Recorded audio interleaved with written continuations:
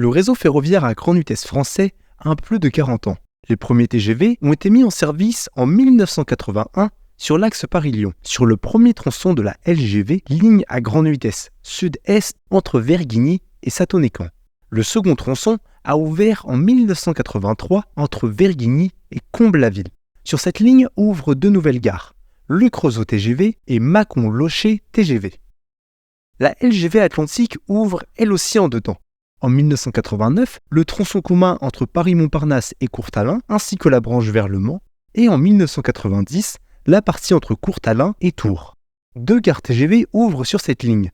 Vendôme-Villiers-sur-Loire TGV sur la branche vers Tours en 1990 et Massy TGV sur la branche principale en 1991. Le premier prolongement d'une ligne à grande vitesse française est inauguré en décembre 1992. Il s'agit de la première section de la LGV Rhône-Alpes qui permet de contourner par l'est l'agglomération de Lyon en passant à côté de l'aéroport de Saint-Exupéry. La seconde section de la LGV Rhône-Alpes ouvre en juillet 1994 entre le sud-est de Lyon et le nord-est de Valence.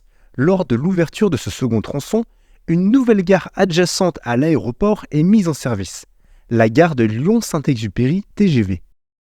Les liaisons entre Paris et le nord de la France en TGV passent par la LGV Nord. Elle ouvre en trois parties, de la capitale à Arras en mai 1993, puis jusqu'à Calais et le tunnel sous la Manche en septembre de la même année. Cette portion ne sera utilisée qu'à partir de novembre 1994 lors de la circulation des premières rames Eurostar. Et enfin, le triangle de Frettin et le prolongement jusqu'à la frontière belge en juin 1996, permettant les liaisons vers Bruxelles puis Amsterdam.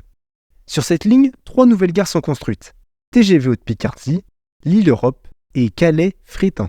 Les premières liaisons directes en TGV entre Lille et Lyon commencent en septembre 1984. Face au succès rencontré, le gouvernement annonce la réalisation d'une ligne nouvelle d'interconnexion des TGV en Île-de-France en octobre 1987. La LGV Interconnexion Est est constituée de trois branches qui se rejoignent à Coubert, en Seine-et-Marne. La première rejoint la LGV Nord, plus tard avec une bretelle vers la future LGV Est européenne. Et la deuxième rejoint la LGV Sud-Est. Elles ouvrent en mai 1994. La dernière rattrape la ligne classique vers Paris-Gare de Lyon, à Créteil, avec une bretelle sur la ligne de grande ceinture à Valenton. Celle-ci est inaugurée en juin 1996. Deux nouvelles gares entrent en service sur la première branche, Marne-la-Vallée-Chessy en mai 1994 et Aéroport Charles de Gaulle 2 TGV en novembre. La LGV Rhône-Alpes est elle-même prolongée jusqu'à Marseille avec la première partie de la LGV Méditerranée, ouverte en juin 2001. Cette ligne part de Châteauneuf-sur-Isère et se divise en deux branches, au triangle des Angles. Une vers l'ouest qui continue jusqu'au raccordement de Redescend, à l'est de Nîmes, et une vers le sud qui rejoint Marseille. Sur cette ligne, trois nouvelles gares sont construites. Valence TGV Rhône-Alpes Sud, Avignon TGV et Aix-en-Provence TGV.